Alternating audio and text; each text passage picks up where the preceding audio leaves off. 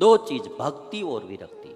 इसलिए मैं कहता हूं भक्ति और विरक्ति आनंद का मूल है।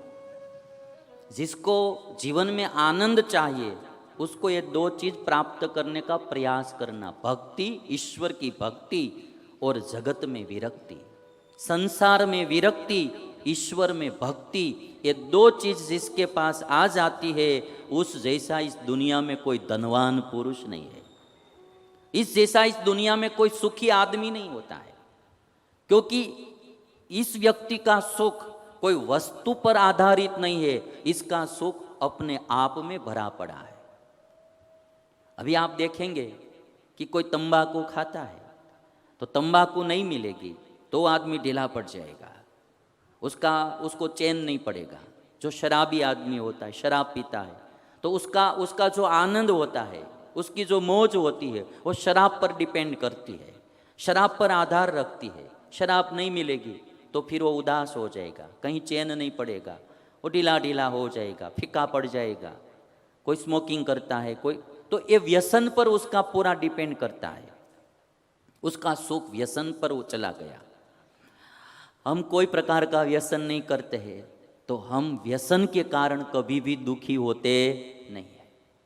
वैसे ही वैरागी आदमी जो होता है वो बाह्य कोई भी पदार्थ पर डिपेंड नहीं करता, आधार नहीं रखता है, उससे वो कभी भी सुख की भावना करता ही नहीं है। उनका सुख तो आत्मा में से आता है और परमात्मा में से आता है, इसलिए उसको कभी भी दुख का प्रश्न ही होता नहीं है।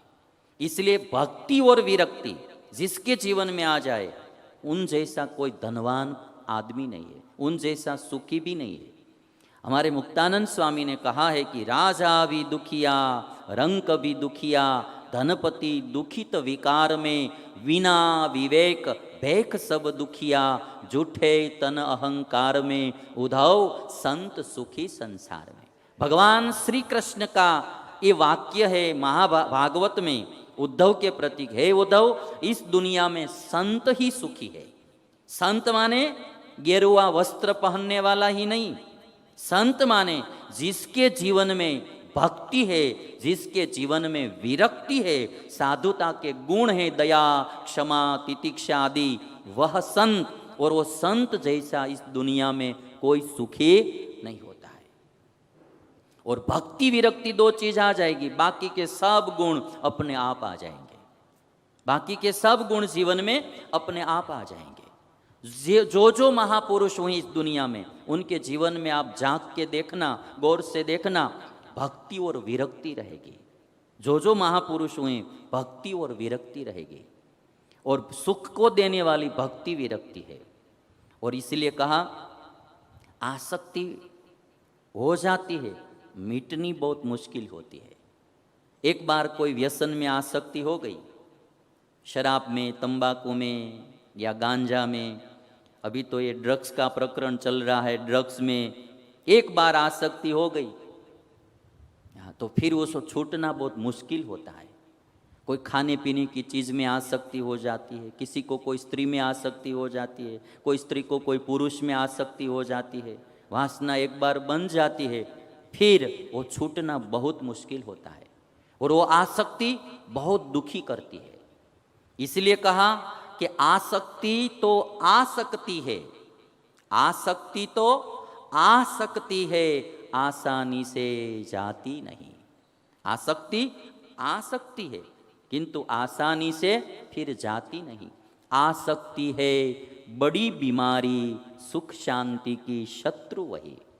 कहीं भी धन में, स्त्री में कहीं आसक्ति है तो आप देख लेना एक बड़ी बीमारी है, एक बड़ा रोग है, और वो हमारी सुख शांति को छीन लेती है। आसक्ति सुख शांति की शत्रु है, आसक्ति, वासना। इसलिए ये याति राजा ने कहा कि ताम तृष्णाम त्यजतः सुखम, ताम तृष्णाम त्यजतः सुखम। ये याति राजा गए, वैसे ही बाल स्वामी भर्तृहरि राजा गए। भर्तृहरि राजा, जो भरतरी राजा, भरतरी हम बोलते हैं, भर्तृहरि राजा को अपनी एक पत्नी पिंगला में इतनी प्रीति थी, इतनी आसक्ति थी उसमें, उसके बिना वो रह ही नहीं पाते थे, इतनी आसक्ति थी। श्रृंगार शतक लिखा भर्तृहरि राजा ने श्रृंगार शतक 100 श्लोक लिखे श्रृंगार शतक। और एक दिन कोई ऋषि महात्मा ने एक अमर फल भर्तृहरि राजा को दिया कि ये फल आप खाएंगे तो आप अमर बन जाएंगे। भर्तृहरि राजा ने सोचा कि ये फल मैं खाऊंगा और अमर बन जाऊंगा, फिर मैं तो मरूंगा नहीं और मेरी पत्नी पिंगला मर जाएगी, तो उसके बिना मैं जी नहीं सकूंगा, उसके बिना मैं न रह नहीं पाऊंगा, तो मुझे ये फल नहीं खाना चाहिए, मैं पिंगला को ही खिला देता हूँ, क्योंकि वो अमर बन जाए तो एक बात पक्की हो जाए कि जब तक मैं जिंदा रहूंगा तब तक पिंगला मेरे साथ रहेगी। ये आसक्ति होती है ना। तो जो अपने को अमर करने वाला फल था वो फल भी वो पिंगला को दे दिया और पिंगला ने वह फल ले लिया। जो कथा लिखी गई है, कही जाती है, उसके अनुसार वो पिंगला को प्रीति राजा भर्तृहरि में नहीं थी, पिंगला को आसक्ति कोई अश्वपाल में थी। अश्व की देखभाल करने वाला, घोड़े की देखभाल करने वाला जो अश्वपाल, उसमें उसको आसक्ति थी। तो जैसा भर्तृहरि ने सोचा वैसा ही पिंगला ने सोचा कि यदि ये अमर फल मैं खाऊंगी और अमर बन जाऊंगी और अश्वपाल मर जाएगा तो उसके बिना मेरा जीना आराम हो जाएगा, तो मैं ये फल अश्वपाल को दे देती हूँ। तो पिंगला ने वो फल अश्वपाल को दे दिया। अश्वपाल को आसक्ति पिंगला में नहीं थी, उसको कोई वेश्या में आसक्ति थी। ये आसक्ति होती है ना, ये च्विंगम जैसी होती है। तो अश्वपाल ने वही सोचा कि मैं अमर हो जाऊंगा तो फिर वैश्या मर जाएगी तो उसके बिना मैं नहीं रह पाऊंगा, तो उन्होंने अश्वपाल ने वो फल वैश्या को दे दिया। वैश्या के पास फल आया तो वैश्या ने सोचा कि सारी जिंदगी मैंने ऐसे ही पाप में व्यतीत कर दी है और अब ये जो अमर फल मिला है, मुझे तो हर दिन पाप ही पाप करना है। ये फल खाकर अमर बनकर मुझे और ज्यादा ही पाप करना रहेगा, तो मुझे ये फल खाना नहीं है। मैं ये फल क्यों खाऊंगी? ये फल की जरूरत तो हमारे राजा भर्तृहरि को है।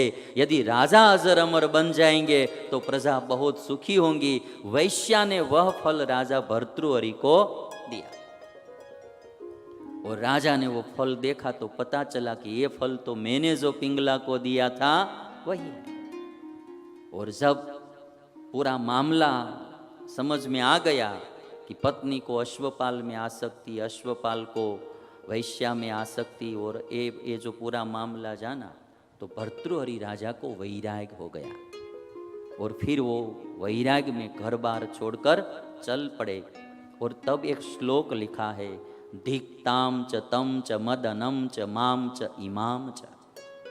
ये श्लोक भर्तृहरि राजा ने वैराग्य शतक में, जो आदमी श्रृंगार शतक लिखने वाला था उसने वैराग्य शतक बाद में लिखा।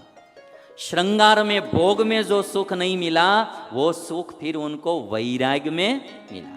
और उन्होंने लिखा कि धिक्ताम च, पिंगला को भी धिकार है, धिक्ताम च तम च, माने अश्वपाल को भी धिकार है, धिक्ताम च तम च मदनम, मदन એટલે काम, काम को भी धिक्कार है, धिक्ताम च तम च मदनम च माम च इमाम च। ए वैश्या को और मुझको सबको धिक्कार है। सब आसक्ति में डूबे हैं, आसक्ति में पड़े हैं। फिर वैराग्य हो गया। एक न एक दिन, इस जन्म में न हो तो अगले जन्म में भी वैराग्य के बिना कोई परमानेंट सुखी नहीं हुआ है, नहीं होगा, नहीं होगा, नहीं होगा।